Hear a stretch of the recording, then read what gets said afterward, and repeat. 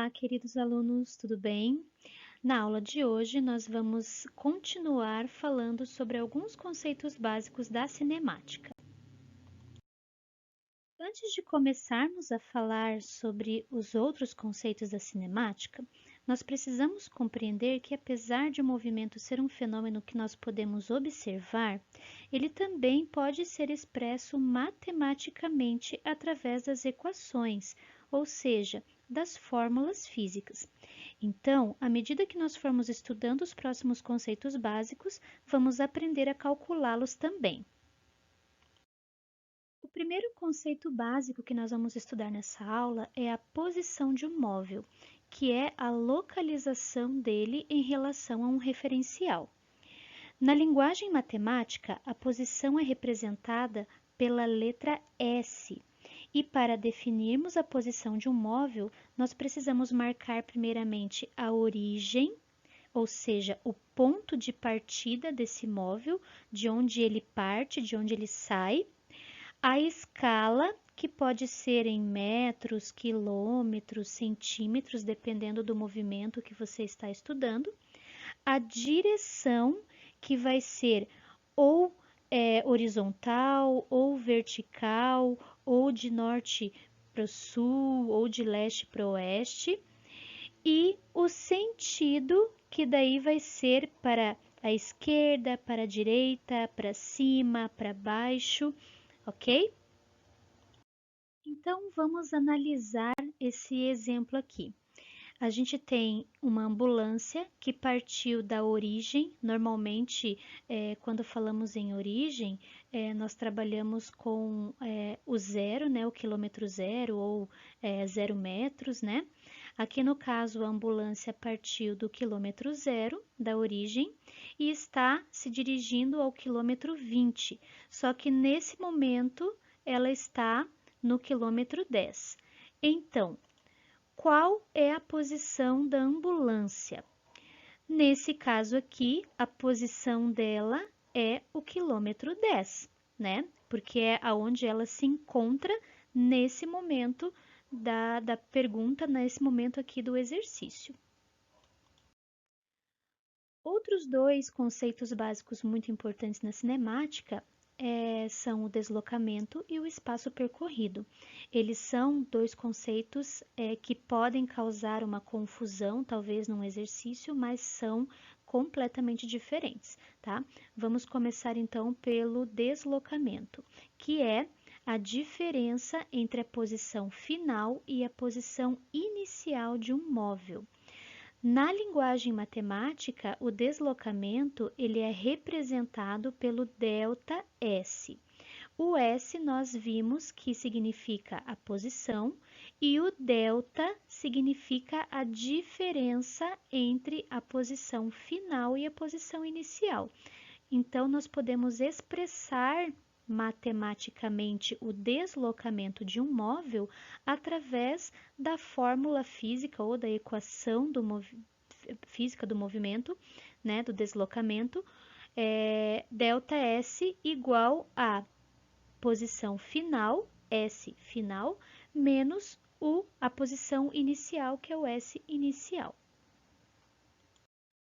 Então, novamente, vamos usar o mesmo exemplo que nós usamos anteriormente, né? Nós temos, então, a ambulância partindo da origem, do ponto zero, indo em direção ao quilômetro 20, tá? Só que no momento, né, em que nós estamos aqui fazendo o exercício, ela está na posição do quilômetro 10, que nós vimos lá no exemplo anterior. Eu quero saber qual o deslocamento da ambulância, tá? Nós vimos então que a equação do deslocamento é ΔS igual à posição final menos a posição inicial. Aqui, nós sabemos que a posição inicial da ambulância era o zero. Qual que é a posição final? Não vai ser o quilômetro 20, porque ela não chegou ainda no quilômetro 20, né? Ela está na posição do quilômetro 10. Então, aqui a gente vai colocar a posição final como 10, né?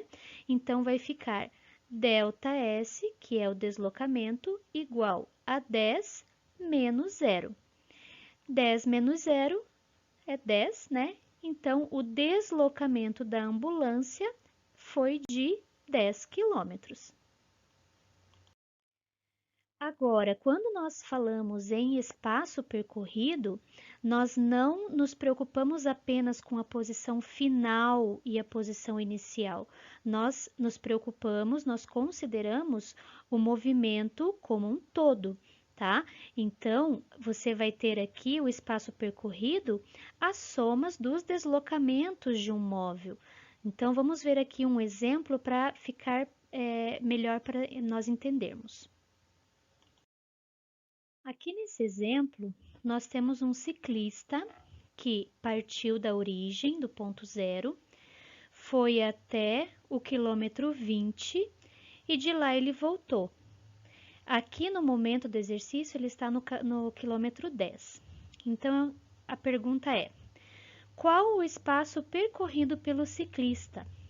Nós vimos que o espaço percorrido, ele vai considerar o movimento como um todo, né?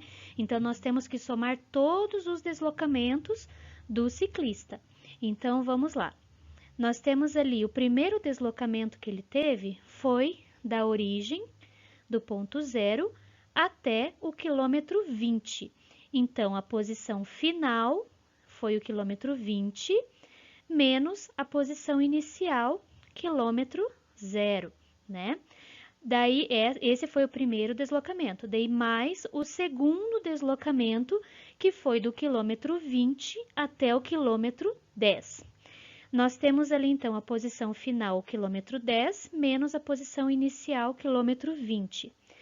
Daí, vai ficar assim, 20, no caso, 20 menos 0 é 20, né? Mais 10 menos 20, matematicamente, né, dá menos 10. Só que, quando a gente vai falar em espaço percorrido, não tem como a gente dizer que o ciclista andou menos 10 quilômetros, certo? Então, a gente trabalha esse valor negativo em módulo. Módulos são essas duas barrinhas aqui, aonde fica o número negativo. E o que ela faz? Ela anula esse sinal negativo. Então, a gente vai ter, na realidade, o espaço percorrido 20 do primeiro deslocamento, mais 10 do segundo deslocamento, porque, como eu falei, não tem como a pessoa, o ciclista, ter percorrido menos 10 quilômetros, tá? Então, ele perde esse sinal negativo e fica ali positivo, tá? Então, somando o primeiro deslocamento, que foi 20 quilômetros, e o segundo, que foi 10 quilômetros, o ciclista percorreu o espaço de 30 quilômetros, ok? Agora, uma segunda pergunta.